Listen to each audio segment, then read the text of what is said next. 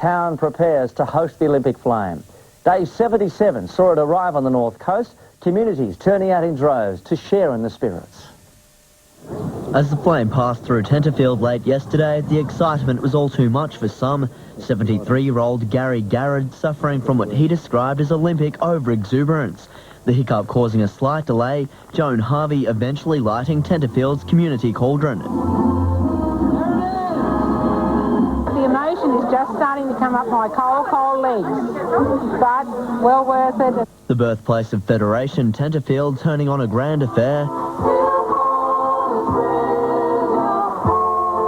As dawn broke on day 77, the town backed up again, turning out in numbers. 19-year-old Dan Ford got the day underway, taking his leg of the run all in his stride, thanks to some unconventional preparation. Yeah, well, Mum got me running around with a Coke bottle, so it's about the same weight last holiday, so that worked pretty well. The torch en route to Lismore, greeted by more than 300 people at Drake, close to the township's entire population. Similar scenes at Tabulum and Malangani before the beef capital of Australia had its taste of Olympic fervour, thousands lining the streets of Casino. The party even bigger at Lismore, the torch arrived at Mortimer Oval, cheered on by more than 22,000. School teacher Don Whitelaw lighting up Lismore. There's so many people, and I guess over the 25 years that I've lived in Lismore, I know lots of them. And, I think all my friends were there. I've been teaching for 42 years and lots of those kids were my ex-students.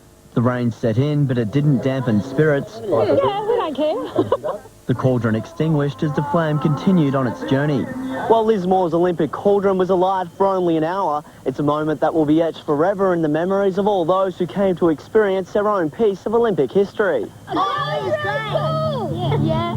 But it went for too short a time. We should have had longer. And history was revisited today when Doug Walling and Russell Sharp carried the flame out of Lismore, the pair sharing the same honour in 1956 when Russell was just 15 years old. I think it was more important to do it this time since I did it in 56, and so, yeah, really, it's getting more exciting.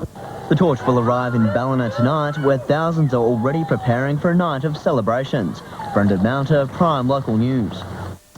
Continued concerns over